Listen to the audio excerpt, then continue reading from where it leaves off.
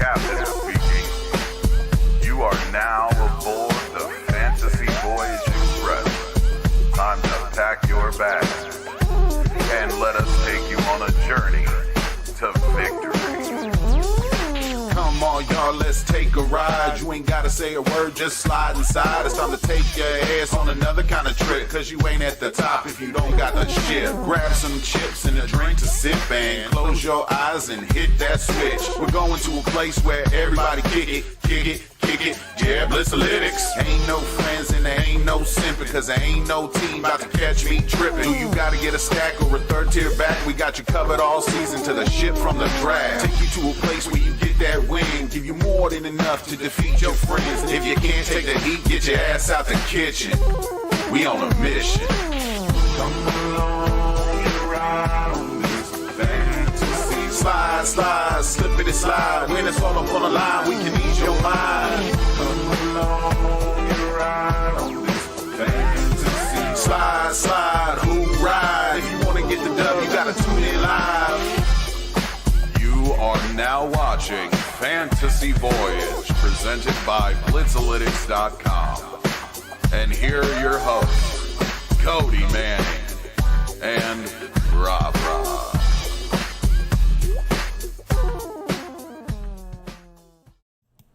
And welcome in to Fantasy Voyage. Another week here with my man Cody. And of course, me, RobROb, the cartoon there. You can always tell how long my night before the show was based on if it's camera or cartoon. So obviously had a long one. Cody, how you doing, man? I'm doing, I don't know, I'm doing well. I'm right there with you, man. I was up till about 2 until I gave up. I was like, I don't think we're going to know till the morning, and we might not know for a whole week. So yeah, I may be another year older before we know. So this year, every month this year has been a year, so we probably had to add it. Right? Years why not? It's 2020, right? Nothing has gone smooth in 2020. Everyone should have expected it. So. This should have been expected, exactly. Yeah, for sure. Yeah. So we're gonna hit you like we always do. We're gonna get some news, injuries mostly. Studs and duds, starts, sits, waiver wire, trade targets, and then, of course, the only reason you come here, the streamable defenses of the week. Right off rip, our injury section here should just be titled 49ers news because, like, none of them play anymore. On this week's sheet, we get to talk about Jimmy G, George Kittle likely both out for the season, Tevin Coleman and Debo Samuel out this week, and then probably next week or weeks, who knows anymore. The Niners are just all beat to hell.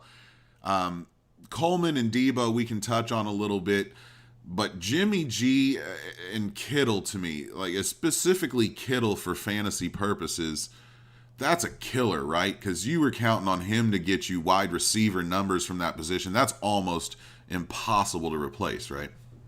Yeah, that's definitely a killer for anybody that drafted Kittle. That sucks. Like they're both probably done because they probably see the writing on the wall by the time they're going to be healthy. More than likely, 49ers are going to be out of the playoffs picture. So, yeah, you got to move forward. But I will say this. It does sound like potentially Jordan Reed could be coming off IR this week. So if you are it's Jordan Reed. Exactly. If you're a Kittle owner, that might be your like escape route for right now. But obviously, you can never count on Jordan Reed, like you said, for multiple games. And then Tevin Coleman, that sucks, dude, because I literally picked him up off the waivers, and like he had like 2 rushes for 20 yards, and then he literally hurt his knee right away, and I'm like, yeah, I'm done with you. That's the story of Niners this season. Like, I mean, Debo, Tevin, you've got. Why am I blanking on the other receivers' names now? It's been the story. Like somebody will pop off, you'll get real happy, and then nothing because they're hurt. Like you get a couple of weeks of 49ers at a time. Let me ask you this though: is there anything to gain out of the 49ers? Is there a name where you're maybe looking and saying that guy now is more valuable? Because I mean that's a lot to deal with, obviously. And like I said, the odds of you actually replacing Kittle are probably slim to none. So you're going to try and have to find a lower name to hit on. Do you think there's any way to scavenge something from this? I mean, outside maybe a Brandon Ayuk. Right, like who that's what I was thinking. Who his role will increase, and then outside the running back position, Mostert should be back here in the coming weeks or two. But until he's back, I mean, now JaMychal Hasty, Jack's boy, is more of a good play because Coleman's already out. McKinnon, they kind of manage his workload. It doesn't seem like he could be the guy every week. And then they got a great matchup against the Packers tomorrow night if anybody's desperate because the Packers can't stop the run. But yeah, other than that, you're kind of picking hairs. Like right. Somebody would have to like literally emerge on screen. Yeah, so good luck to you if you lost George Kittle. My T's and P's to you. Moving on from that, another big name here, Kenny Goliday out this week with a hip injury, is listed as week to week. Again, this is one of those injuries that makes me nervous that even if he comes back in a week, it could linger for 2, 3, 4 weeks. What's your initial takes on Goliday? What should you expect coming up? Yeah, as far as his injury, when it's week to week, you never want to see that. But if he doesn't go on with these new rules, that's kind of cool. With these, not cool. Anything with injury sucks. But I guess what an advantage of the IR rule is outside of the Michael Thomas experience. If the team doesn't place him on IR, it's a good sign that they will return maybe in the coming weeks. So obviously there's time between now and Sunday that Kenny Goliday could be placed on IR. I think there is a expectation that he might get placed on IR if I remember the Adam Schefter tweet correctly. But going forward, obviously if Marvin Jones is out there, go get him if he's still on the waivers. He's immediately plug and play type of guy that could put up those Kenny Goliday numbers. So he's the name to have there. Other than that, yeah, I'm going to talk about some of the other guys throughout the episode. For sure. Let's cover our last injury we're going to talk about here on the show. Myles Gaskin, who's been a pleasant surprise for fantasy owners, out at least 3 weeks. Is there a name here? Or are we just buying time till Gaskin comes back? Yeah, I mean, Jordan Howard possibly could be back to his touchdown vulture role. Other than that, Matt Breida's the high ceiling. They traded for DeAndre Washington, but he's just, I guess the play would be Matt Breida. Like, that's a guy I put a waiver claim in a league last night. So we'll have to just see how it develops, but I would lean towards Matt Breida out of anybody. Yeah, I'm probably avoiding it. I'll just hope that I got something to hold me over till Miles comes back. That's not exciting. No, you're not happy about that. You're not, yeah, I've got that guy. So let's move on to studs and duds. These guys either won you the week, lost you the week. Some big names on the list this week. And I think it's funny. We'll start with you, Cody, and do like we do every week: quarterback stud and dud you, quarterback stud and dud me, and then a guy who had. I'm gonna give this to you. He had to have heard the pod last week and was upset that you put him there. So go ahead and tell everybody who your stud is. Yeah, I just found it so funny. Literally, like, I just took advantage of the low-hanging fruit and picked on Patrick Mahomes' performance last week. He was my dud, and he immediately reminds people who he is in the fantasy community. Patrick Mahomes was the number one quarterback this week. He had 416 yards. He was 31 of 42, had 5 total touchdowns. Even on one of those touchdowns, he was given Tyreek Hill a piggyback ride on the sideline. Scored 36.64 points. Just reminding people, why you took him in the second round, because he can win you a week on any given week. My dud is a guy I thought was a good start. I liked his matchup last week. Maybe I should have read into they are getting like 30-mile-per-hour winds there in Cleveland. Maybe I should have read into the weather report more. But yeah, Baker Mayfield. Sorry about that. My dog's coughing over there on the couch. He is number 25 quarterback on the week, 12 of 25, 122 yards. He had 6 rushes for 29 yards, and he only finished with 7.78 points. So that was bad on me last week. Yeah, for sure. Why Titans sound like my mom, dude? Like, that's exactly. Baker, dude, feels like he only plays when he wants to. Like, I don't care, man. The Baker show is fun to watch from time to time, and then you get stinkers. So he can't be my fantasy quarterback, bro. Oh, yeah, he's so hit or miss. So hit or miss. A guy who's hit, My stud of the week, Russell Wilson, had got to be lead dog in the MVP conversation. Number 2 quarterback on the week, 27 of 37, 261 yards, 4 touchdowns. Also gave you 6 rushes for 23 yards, scored you 28.74 fantasy points in a week where, barring a couple of huge games, it was pretty low scoring. That 28 was pretty dominant and helped you out this week especially. So Russell doing what Russell does. And my dud quarterback, I told you guys not to start him, and this is just kind of throwing it out there. I know you were excited to see him, but Tua Tagovailoa, number 28, 12 of 22, 93 yards, 1 touchdown, 2 rushes for 0 yards, 5.72 points. I think, later on in the year maybe, but he's got to get the bearings about him, guys. It's been a while since he tossed the rock. So, again, plus they beat my Rams, so screw the Dolphins. I had to put him there. Let's go back to you, Cody, for your stud and dud running backs.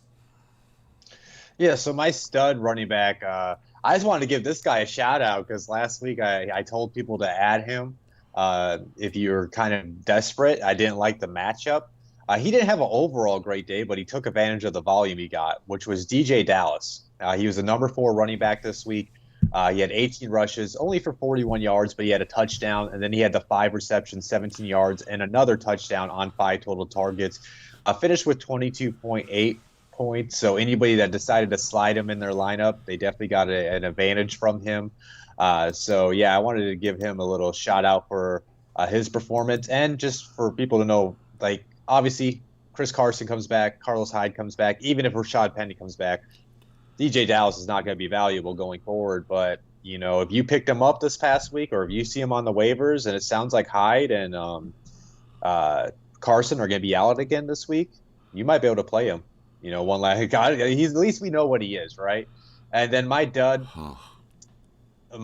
is Jonathan Taylor, man. This hurt for me to put on there. Number 48 running back. He had 11 rushes for 22 yards, 2 receptions on 9 yards on 3 targets for 5.1 points. Just an overall disappointing day. I thought he could have a breakout performance. It's kind of been up and down for him all year.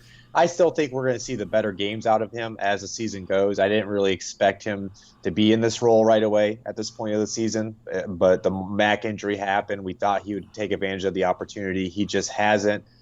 Colts kind of went with a hot hand, and then anytime they've opened up games this year, Jordan Wilkins always finishes the game. So Wilkins was the hot hand, and then he got a chance to finish the game as the blowout happened. I expect we'll see a better performance out of Taylor, but hopefully we don't see much of a number 48 running back going forward. Absolutely, and we kind of touched on it last night, this whole running back class, minus CEH, who I'm going to talk about here in just a second. It has been a downer, man. So J-Tay owns some stock in him. Not too happy this week. For me, my stud running back, absolutely insane week. Dalvin Cook, number 1 at the position, 30 rushes, 163 yards, 3 touchdowns, 2 receptions, 63 yards, and threw in another touchdown that way for good measure. Definitely probably got you a win this week at 48.6 points. And just for funsies, I took note here. The number 2 running back on the week is Alvin Kamara at 25.3. So Dalvin Cook was literally worth 2 running backs this week for you. What a game. When that guy plays, look, man, I'll say it. When he's on the field and healthy, he's probably the best running back in football to me. An absolute studly game. Let's move to my dud. I'm going to throw out 2 names. We kind of knew that we had to temper expectations for CEH this week, but he finishes number 41, 6 rushes, 21 yards, 3 receptions, 10 yards, no touchdowns, which seems to be the problem with him fantasy-wise. Finishes at 6.1 points. But the reason I'd expected to shade CEH a little bit was Lev Bell, who decided not to torch the Jets for some reason. 6 rushes, only 7 yards, 3 receptions, 31 yards, no touchdowns, 6.8 fantasy points. Just a disappointing day all around from this Kansas City Chiefs backfield. I'd like to ask you, Cody, this game clouded my judgment on both of these guys, and we don't really have a segment where we can talk about it. So what do you make of the Kansas City backfield after seeing, like I said, they both got 6 rushes. They were both targeted roughly the same in the passing game. What do we do now? Man, I think you trust CEH more just because he's been there, and obviously there is no concern if it is going to be a 50-50 split. I think what it was is I do think you saw the Jets try to sell out and stop the run. Like, we're not let Le'Veon have his revenge, and Andy Reid saw that early, and he just let Patrick Mahomes pick them apart. I think we'll see better performances as far as numbers, but I mean, I think they are kind of both in this like boomer. Definitely Le'Veon is a boomer bust running back, but CEH is kind of heading into that territory. Just because if he's going to be splitting snaps with Bell, and then obviously too, we'll have to see how we have to see how the red zone snaps work out. I don't think we have an answer on this yet. I think we're at least a game or two away from finding those answers, but hopefully that's something that the situation figures itself out by the playoffs. Absolutely. In my mind, what I've done is I've dropped them both down a tier from where I had them, expectation wise, right? Like, I figure my ceiling on a CEH right now is an RB2 most weeks.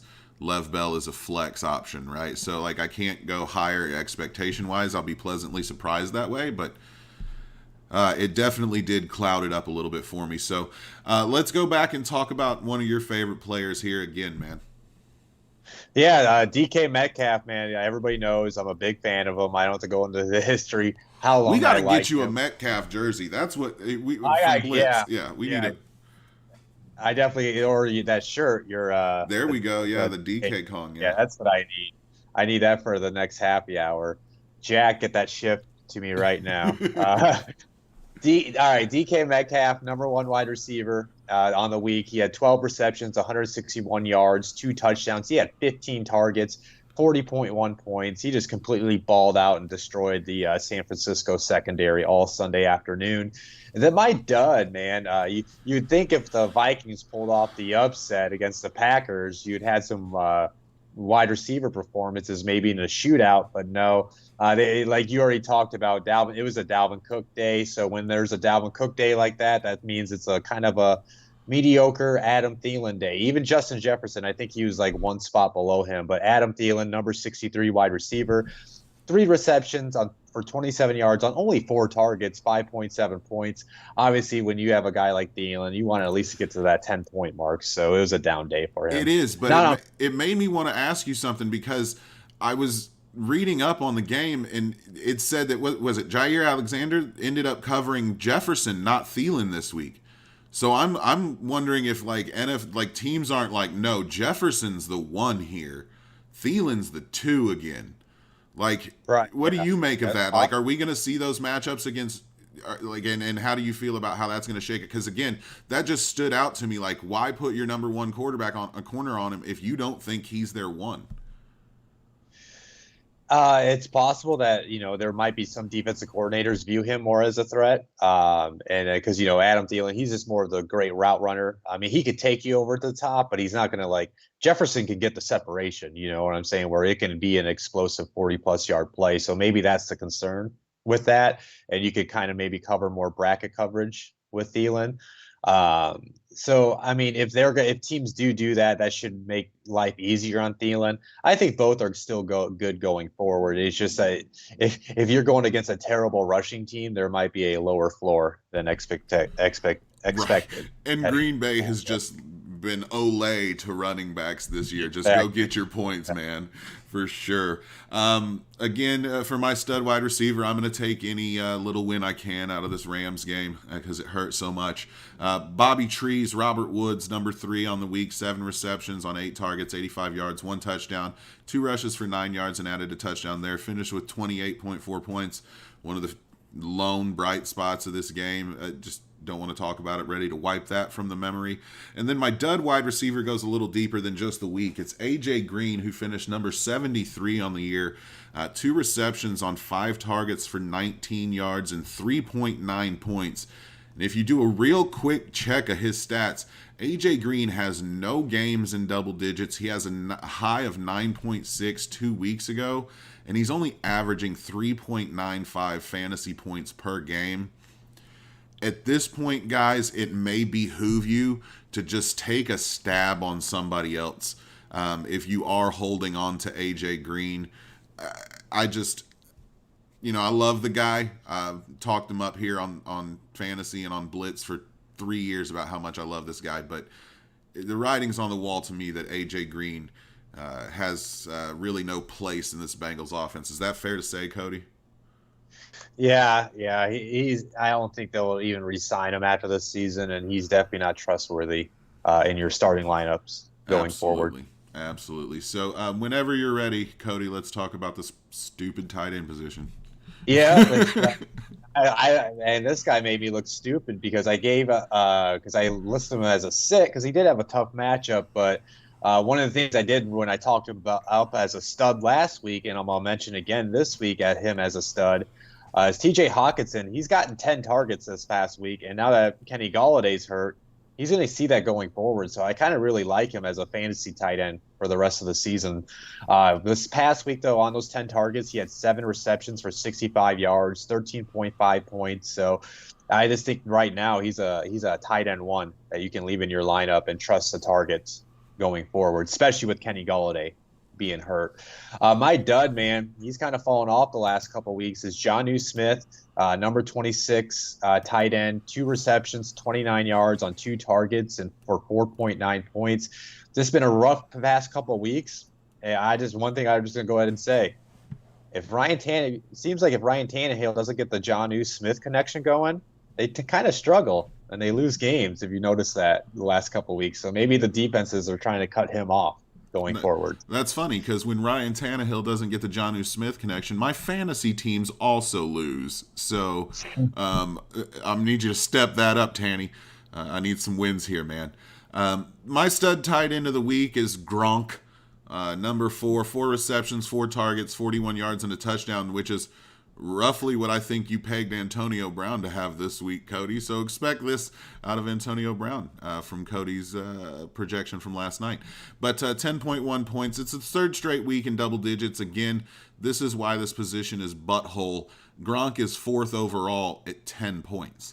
Like, this is why losing George Kittle stings so much, is because of this junk right here. My dud tight end, I'm just going to reinforce something I've been telling you all year and even into preseason. I told you this. Tyler Higbee was number 31 on the week, 2 receptions, 4 targets, 14 yards, 1.4 points. He is tight end 16 on the year.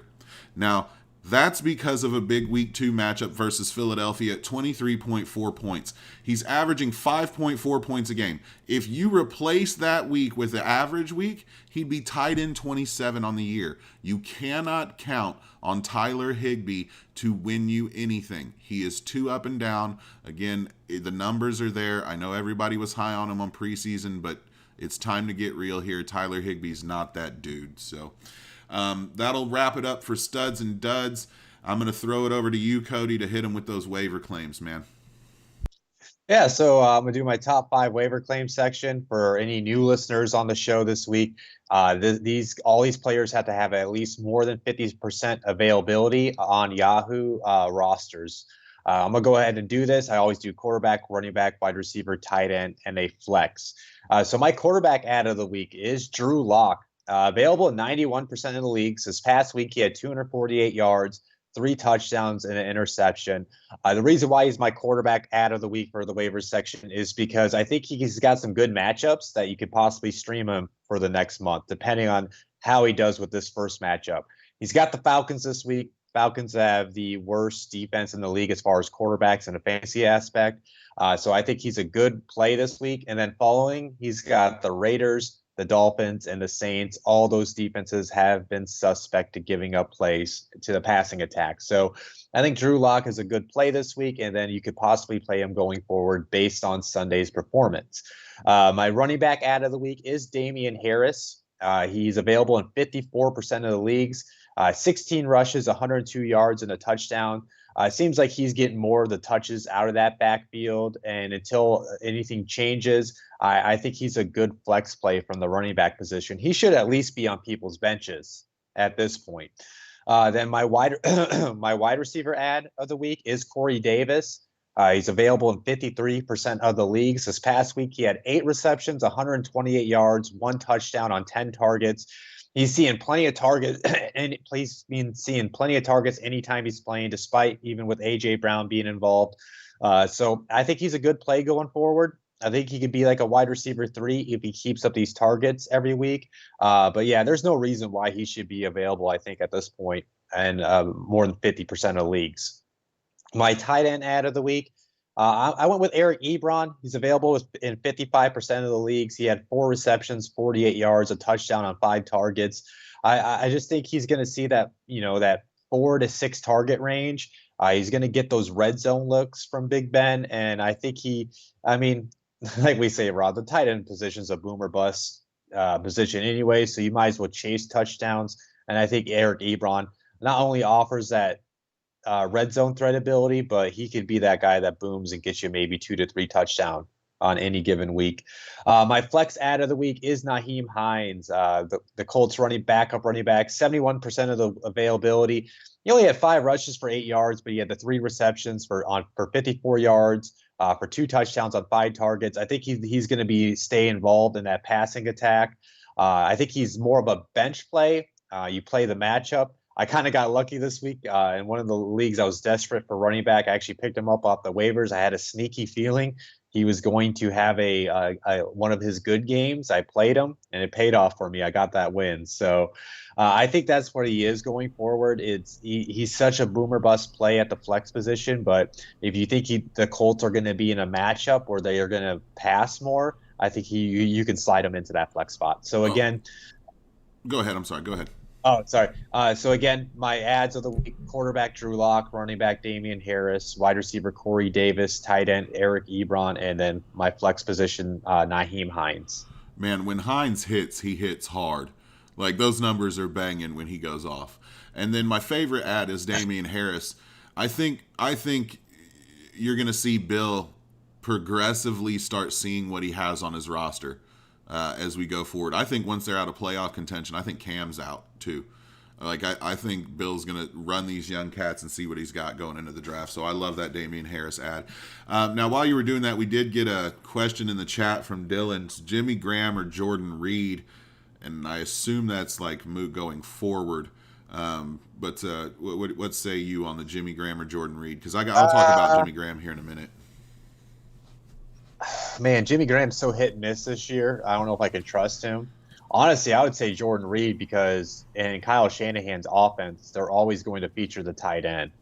And obviously, if you're going long-term play, you maybe want to lean towards Jimmy Graham, but I would roll the dice with Jordan Reed, because I think you can find any other tight end that would do what Jimmy Graham's doing.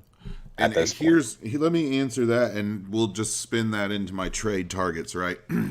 I assume somebody's asking that question because that feels like you just lost, because you lost, George Kittle, right? So I if you're in that boat and you just lost Kittle, I don't know that I want another injury-prone tight end. Because that feels like it would kill me. That is true. To follow up having that, and then 1 week or 2 weeks of Jordan Reed before he's done too. So I will start off my trade targets by talking about Jimmy Graham. He is in there for me. What Cody said is 100% right. He is up and down, but most of my trade targets are with George Kittle owners in mind, right? You're going to have to find boom or bust guys that can throw up big numbers to help replace those from week to week. So with that being said, the only tight end that I even found that would be worth it would be Jimmy Graham. He's tight end 9 on the season. 6 out of 7 games, he's had 5 or more targets. 6th among tight ends in targets. He's full safety net, right? So, again, you're hunting touchdowns. The only thing I like there is, again, 6th among tight end in targets is what I saw and said, hey, that's probably the best value that you could wrap your arms around to try and replace George Kittle. But again, it's really boomer bust with Jimmy. But like Cody said, that whole position group, is going to be boomer bust. That being said, Debo Samuel is a guy I think you should target. He's missed he missed the first 3 weeks of the season. He had 2 rough weeks. He's another injury here. the guys that own him are probably pissed off, to be honest. He's a buy low target because of the injuries in his bad game, but the guy has the opportunity to take the top off and drop 23, 24 points for you. So Debo's a guy I'll target. The Rams backfield I'm still not in love with, but Daryl Henderson feels like right now he's the guy that can go off and get you anywhere from 15 to 20 on a good week. He's had back-to-back weeks of 15 touches and 80 yards. I don't think he'll ever sniff RB1, right? But if he does get a touchdown, he is very serviceable as a way to kind of buffer those points you lost with Kittle. Now the other name I'll talk about here is T.Y. Hilton. And Cody, I may have to come to you here for a little insight, but I assume they spent their bye week figuring out what the hell is wrong with the connection to T.Y., because it's just been off a few times from having a couple of really big games that he obviously hasn't. So really quickly, I mean, you being the Colts fan, would you buy in on T.Y. or is it something that you're just, I'm out for now? Man, he left this past matchup with a groin injury, so we do have to watch that this week. Yeah, it's just been hit and miss, man. It's tough for me to even trust him at this point, but like he's a guy like I just wouldn't mind just if I can stash on my bench, because it feels like at some point they got to connect. And it feels like when they do, he's the cheapest guy that you could get that if he gets hot would give you the most points. Like it's total. Like so, you can get him for next to nothing. And then if there's a 3-week stretch where he's hot, that could be 60, 70, 80 points over that 3-week stretch, right? Like that's exactly. He might be that guy that all of a sudden wins people the championship, like in the playoffs, because he finally blows. Yeah, because he just hasn't had a great season up to this point, but obviously talented. And the biggest name I think you may have a shot at, and you would have to parse out the rest of your team and maybe thin out your bench and try and hit some on the waiver wire, but you might be able to go pry Nick Chubb off of its owner's hands, and this is only if they're having a rough season. If they're on the outside looking in for the playoffs, I think you could get Nick Chubb here. That's, like I said, this has all been in mind for George Kittle owners because there's really no way to replace that guy at the position.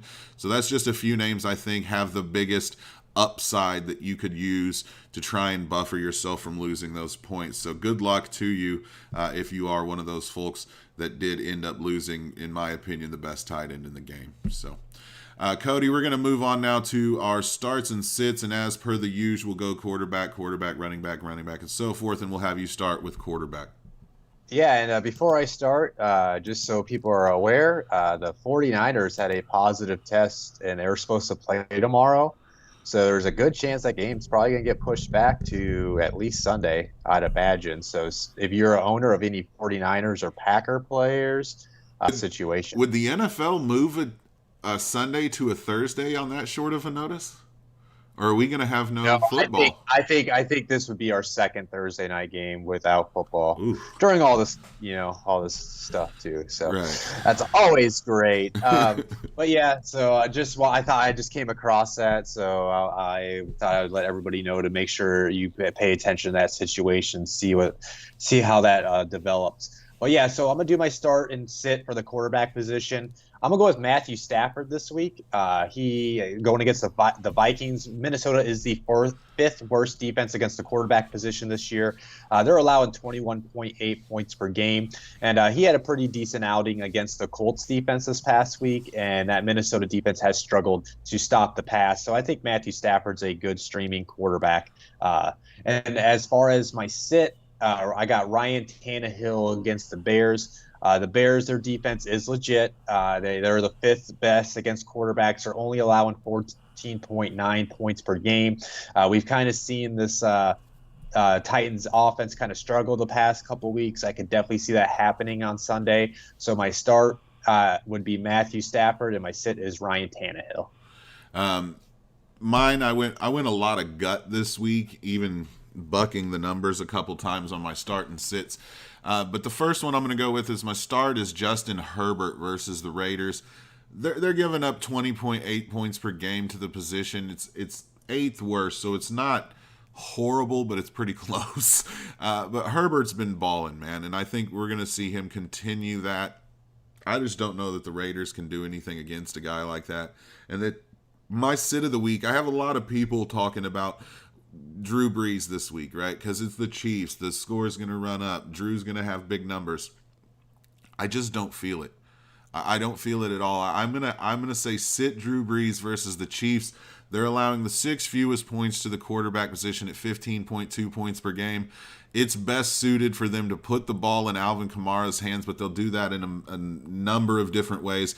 And of course, Sean Payton will figure out a way to get Taysom Hill in the game just to piss you off a little bit more too. So again, I'll say sit Drew Brees. I'll continue to say sit Drew Brees. I just don't care anymore at this point. But not a lot of matchups where you're not going to start your guy this week. So forced hand. So Cody, whenever you're ready, hit me with the running backs, man. So my start of the week is James Robinson against the Texans. Houston is the 3rd worst defense against the running back position this week.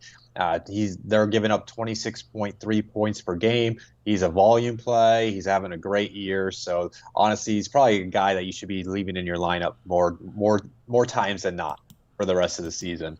Then my sit, this might be more of a caution play. Especially with the running back position this year with all the injuries and how thin it is on the waivers. Now, you might have to play these guys, but I would have low expectations. My sit is 2 guys, Leonard Fournette and Ronald Jones against the Saints. The Saints are the 4th best defense against the running back position. They've only allowed 14.9 points per game, and they got like 40-something games in a row where they haven't allowed a single rusher to go over 100 yards. So I would have very low expectations if you are forced to play Leonard Fournette or Ronald Jones this week. So again, my start running back, James Robinson. My sit, a double duo or whatever you want to call it, running back tandem, Leonard Fournette and Ronald Jones. Yeah, for sure. My start of the week, I'll go with Chase Edmonds versus the Dolphins, who are 10th worst to the running back position, 20.9 points per game. I think we're going to see him take over the role for the remainder of the season in an electric offense. And again, it's just a gut feeling here for me on that one. My sit is going to be all Baltimore running backs, right? And this has kind of been easy, low-hanging fruit because it's so hard to figure out who's going to pop off any given week. Well, none of them are going to pop off this week. The Colts are allowing the 3rd fewest points to the running back position at 14.3 points per game. I don't have any trust in Baltimore running backs. Now, I will use that as a pivot. We had another question in the chat here. Should I drop Mark Ingram for DJ Dallas? Current running backs are Zeke, James Conner, Hunt, and also was able to add Breida off of waivers. So Ingram for DJ Dallas, I would say with those running backs, probably not. I would drop Mark Ingram and find an upgrade at another position, though. But what about you, Cody? Yeah, I agree with what you just said, but yeah, I would do the Mark Ingram for DJ Dallas at least for this week. I think it sounded like Ian Rappaport said more than likely Mark Ingram is going to miss this game, and then when he does return, he's not really doing much anyways. So it's a 3-back committee, and then you can hold on DJ Dallas up until the weekend, and then I mean you shouldn't really play him over Zeke or Connor or Hunt or even maybe Breida. Well, I'd play him over Breida if Hyde and what's his name, Carson, if both those guys are out. So yeah, I mean, I'm with you again. I would upgrade. He said he's also solid at receiver. So I mean, sure, DJ Dallas is definitely a better ad. Here's the thing: I would do it just in case like your opponent needs a running back. Yeah, and you're holding a potential good volume play away from other people. Now it's that point of the year where you got to be dirty. And he finished up here. He said, I'm solid at wide receiver. Got Tyreek, DK, DJ Moore, Goliday. He's got Lamar at QB and Jonnu at tight end. The only thing I would say, man, maybe try and just go steal Travis Kelce from the owner, right? Like, you've got a loaded freaking team. Like, take your 2nd or 3rd wide receiver and your 4th running back and go get like a Kelce and then add a DJ Dallas by dropping Ingram. I would go insane with that.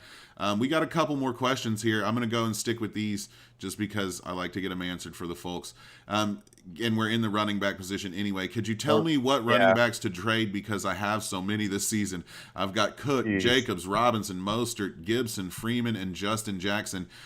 I think I'm the guy that says maybe pick off a couple there in the middle, put those guys together and go get a stud somewhere else, right?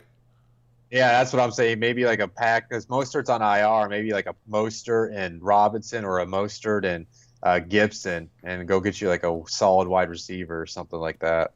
Yeah, absolutely. I would parse those middle guys and go upgrade there, but nice to have that many running backs, absolutely. And in the chat, Gio, we are getting ready to cover the wide receivers to start this week. So whenever you're ready, Cody, let's go ahead and do that. Yeah, so my wide receiver is Marvin Jones against the Vikings. I talked about him earlier with Kenny Goliday is going to be out this week. I would go ahead and play Marvin Jones. I already talked about how bad the Minnesota defense is against the quarterback position. They're even worse against the wide receivers. They're second worst. They allow 32.2 points per game.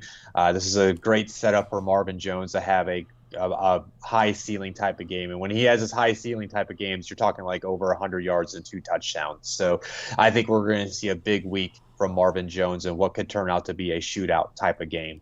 And then my sit of the week is any of the Giants wide receivers. So whether it's Golden Tate, Sterling Shepard, or Darius Slayton, again, you might be forced your hand to play some of these guys we tell you to sit. So it's more of a lower your expectations when you play them. But Washington, they are the best defense against the wide receiver position. They're only allowing 15.7 points per game. Plus that Giants offense, it's so hit and miss. You never know who you can trust from that offense. So if you can, I would avoid playing any of the Giants wide receivers. Yeah, absolutely. My absolute start of the week is Justin Jefferson. Now, it's not because of the matchup necessarily. Detroit is 17th in the league to the position at 24-4.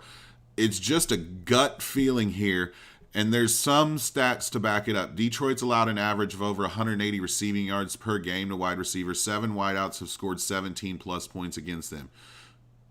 I think in the back of my mind, Justin Jefferson has one of those 122 touchdown performances here.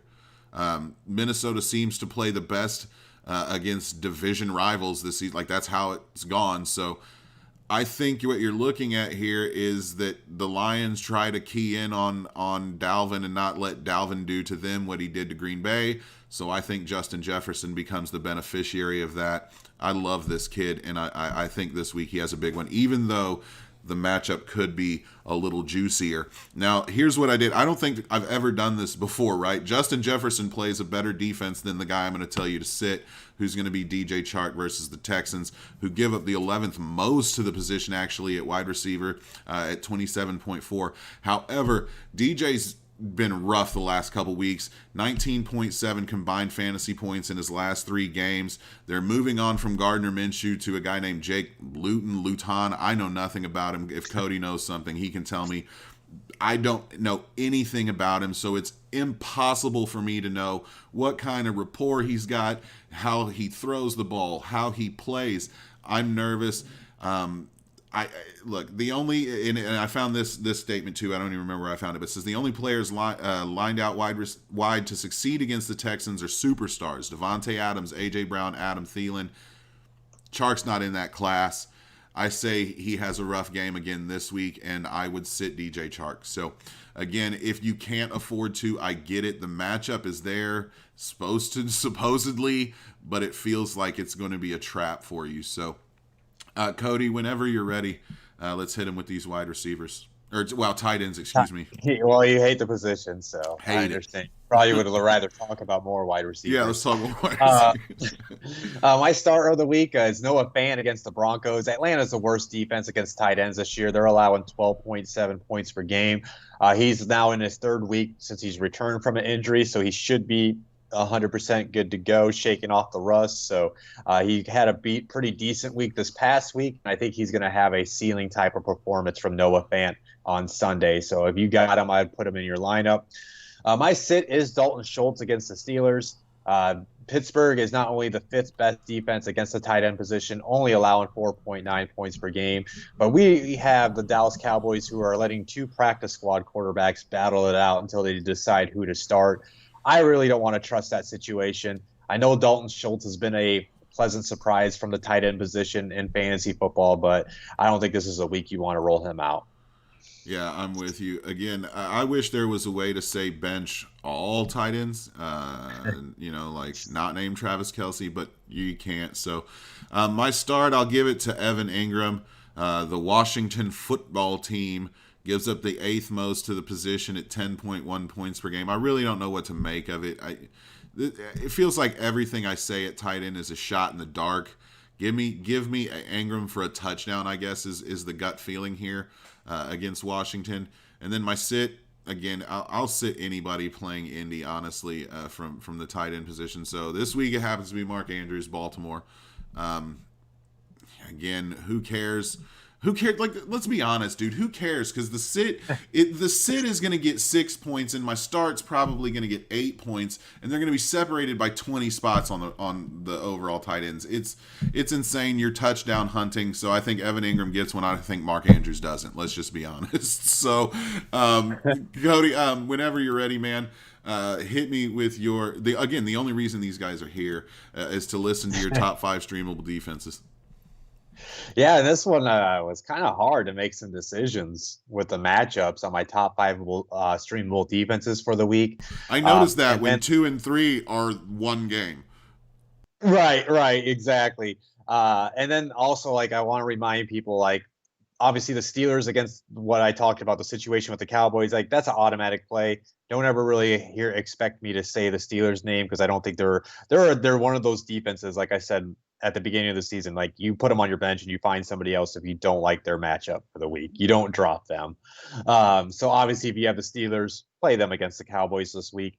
But yeah, let me go ahead and dive into my top 5 streamable defenses. Patriots against the Jets. Obviously the Patriots are having a down year, sitting at 2-5, but that doesn't matter when they're going against the terrible Jets. It's such low-hanging fruit. Bill Belichick is still coaching that defense up despite them missing a lot of people. So I definitely like the Patriots going against the Jets. And if they lose this game, I'll give all credit for everything to Tom Brady. Let's be honest. That is very true. And then my number 2, RobROb already kind of hinted at this, where it's 2 defenses from the same game, right? My number 2 is Washington football team against the Giants. And number 3, I got the Giants against the football team. Both defenses are pretty solid. They're going against offenses that are prone to turning the ball over. I went to this well earlier in the season. I played the Giants defense, worked out just fine for me. The football team, I went to them just a couple weeks ago, back-to-back weeks, and it's worked out for me. So I think they both offer sack potential. They both offer turnover potential. So and both offenses kind of suck, right? They're not they're at least inconsistent. So like this is like, I think last time this was like I think both teams maybe barely got over 20 points, if I remember right. So it's going to be like a low-scoring defensive matchup. So I think you could play both defenses this week. So that, yeah, again, number 2 was football team. I gave them the slight advantage because they're technically the home team. And then I gave the Giants number 3 spot. My number 4 spot, man, this is a very risky play, but RobROb kind of already talked about it when he mentioned DJ Chark and why he thought he was a sit this week. I got the Texans against the Jaguars. They are coming off a bye week. They're going against the Jaguars. I think it is Luton. I don't know how to say it either. We need a Roy Countryman on this show to help us out with the pronouncing of his last name. Or we need the Jaguars to start a viable quarterback. That would be great too. Yeah, so you got a quarterback that went in the later day 3. I think he was like a 5th or 6th round pick. We'll see if maybe he can help the passing game.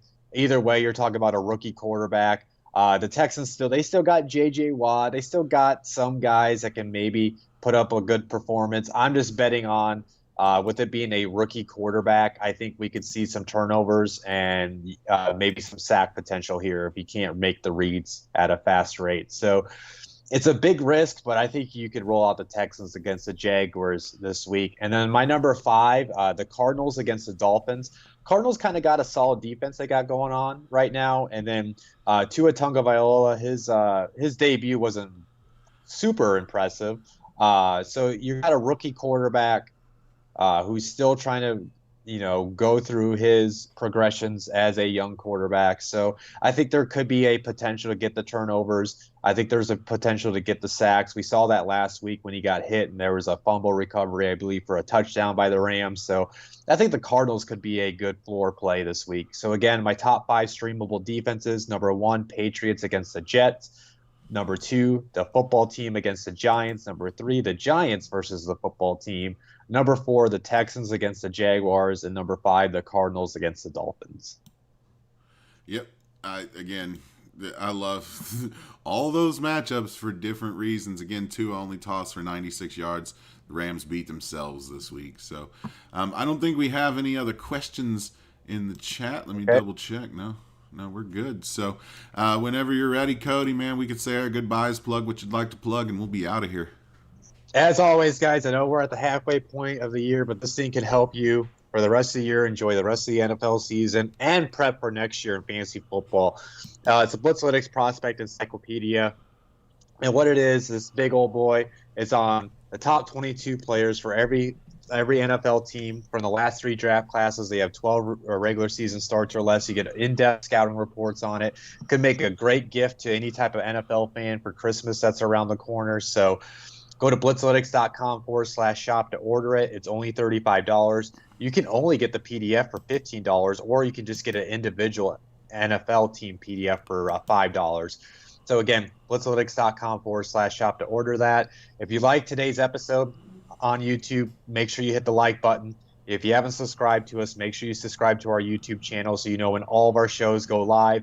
You find me and RobROb on the Football Happy Hour, which we did last night. Tuesday is at 9 p.m. Eastern. You find me and RobROb's there too in the background producing on Cody Talks NFL on Fridays around this time, 10 to 11 hour. We got Roy with the Steel City Sermon on Saturdays. So that way you know when we go live and you can tune in. You can get questions for us. We like being interactive with our listeners. But if you're ever too busy for a live episode, either come back to our YouTube channel or go subscribe to Blitzalytics Podcast Network.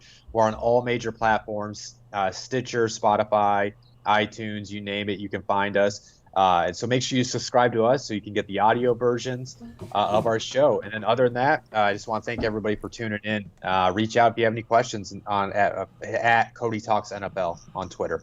Man, I say it at the end of every show. I love it that I had Cody there because I don't ever have to pitch anything, man. It makes my job easy. All I got to do is tell you to follow me on Twitter at RobRobGraphics. DMs are open, like we always say. If you got a question that you're too embarrassed to ask publicly, slide in them DMs and I'll get that answer for you. So will Cody. So we do want to thank you guys for tuning in. And as always, we wish you the best of luck this week in your journey to fantasy success. This has been the Fantasy Voyage presented by Blitzalytics.com. We look forward to talking to you next week. Blitz out.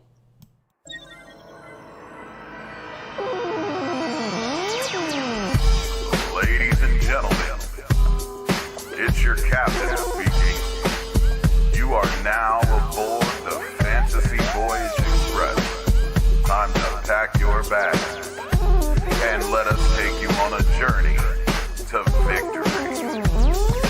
Come on, y'all, let's take a ride. You ain't gotta say a word, just slide inside. It's time to take your ass on another kind of trip, cause you ain't at the top if you don't got the ship. Grab some chips and a drink to sip and close your eyes and hit that switch. We're going to a place where everybody kick it. Yeah, Blitzalytics. Ain't no friends and there ain't no simping, cause there ain't no team about to catch me tripping. Do you gotta get a stack or a third tier back? We got you covered all season to the ship from the draft. Take you to a place where you get that win, give you more than enough to defeat your friends. And if you can't take the heat, get your ass out the kitchen. We on a mission. Come along and ride on this fantasy. Slide, slippity slide. When it's all up on the line, we can ease your mind. Come along and ride on this fantasy. Slide, who ride? If you want to get the dub, you gotta tune in live. You are now watching Fantasy Voyage presented by Blitzalytics.com. And here are your hosts, Cody, man.